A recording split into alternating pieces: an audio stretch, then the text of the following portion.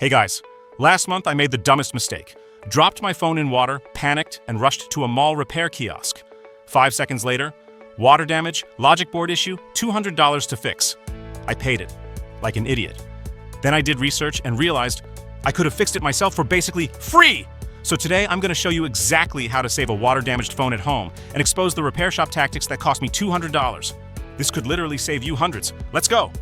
Quick truth bomb. 80% of water-damaged phones can be fixed at home, but repair shops won't tell you that. Here's their playbook. The exaggeration game. Might be logic board damage? Sounds scary, right? Reality? They just put it in a $400 drying cabinet that costs them nothing per use, charge you $200. The LCI trick iPhones have a liquid contact indicator in the SIM tray, white normally, red when wet. Shops check this first. Wink, if it's red, they know you're desperate and start the fear tactics. But here's the thing, it turns red from humidity, bathroom steam, even sweat. Doesn't mean your phone is broken. The diagnostic fee trapped free diagnostics, then $400 to fix or $50 diagnostic fee. Now you're trapped. I wasted $200. You don't have to. Let me show you how. I tested 3 methods on 3 used iPhones, dunked them all in water for 30 seconds. The results?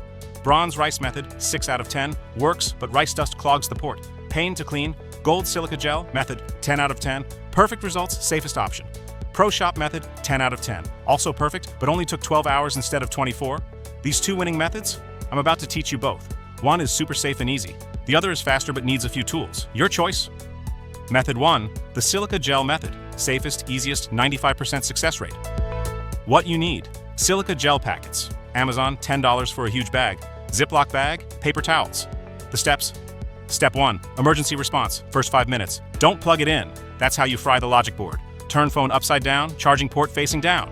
Gently shake like a thermometer, gets out 60 to 70% of water. Wipe surface with paper towels, especially around ports. Don't stick anything inside.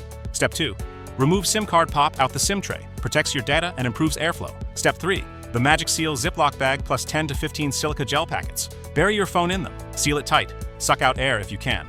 Step 4, wait 24 hours. Hardest part. Don't open it to check. Every time you do, moisture gets back in. Room temperature, dry place, not in sunlight, not in fridge. Step 5, test carefully after 24 hours. Check for water droplets in port. Try turning it on. Don't charge yet. Power's on. Congrats. Then test charging. My test phone still works perfectly. This method works. Method 2, Pro Shop Fast Method.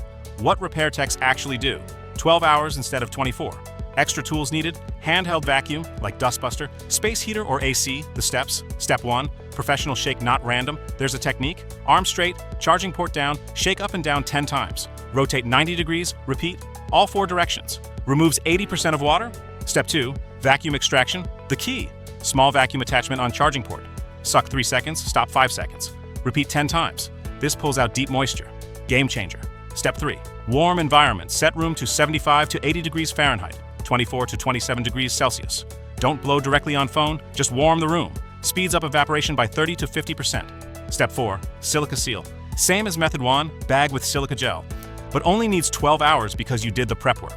Step 5, test after 12 hours, test the same way. My test phone recovered in half the time. This is literally what shops do, but they charge $200. Quick special cases: pool to ocean water, salt and chlorine are 10 times more corrosive. Rinse with clean water for 30 seconds first, then dry normally. Toilet drop, yeah, happened to me. Same. Rinse with clean water, wipe with alcohol. Then dry. Phone was on. When wet, most dangerous. Force shut down immediately. Wait 48 hours, not 24. Won't charge but power's on. Could just be moisture sensor. Try wireless charging, wait a few more days. Mine took 4 days to fully dry. Don't do these. I've done them all. Plugging it in immediately fries the logic board. Friend's phone literally smoked. Hairdryer hot air, turns water to steam, goes deeper. Heat warps plastic. Microwave, yes, people ask. Metal plus battery equals explosion. Just don't. Giving up too soon takes time. 24 to 48 hours is normal. Do this instead. Be patient, cold air only if using hairdryer. Trust the process. Pro tip, get a wireless charger. After my $200 mistake, I got smart. Bought a wireless charger as backup. I use this Anker 3-in-1 MagGo station. Why? When charging port is wet, wireless charging saves the day fast enough, 22 minutes to 50%. Charges phone plus watch plus earbuds together. Strong magnet won't slip. Literally saved me when my phone got wet again. I'm clumsy. Used wireless for 2 days while port dried.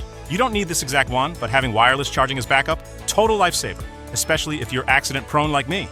Alright, quick recap. If your phone gets wet, don't panic, don't plug it in. Shake upside down, wipe dry silica gel plus sealed bag for 24 hours, or 12 with vacuum method. Be patient. Don't open bag early, test carefully after drying. Eat you the truth. 80% of water damage equals fixable at home. Repair shops equals $150 to $300. DIY equals $0 to $10. I wasted $200 learning this. You don't have to. If this saved you money, like this video, save it for later. Share with friends, subscribe for more, drop a comment if it worked. I want to hear your success stories. Hope your phone never gets wet, but if it does, you got this. Peace out.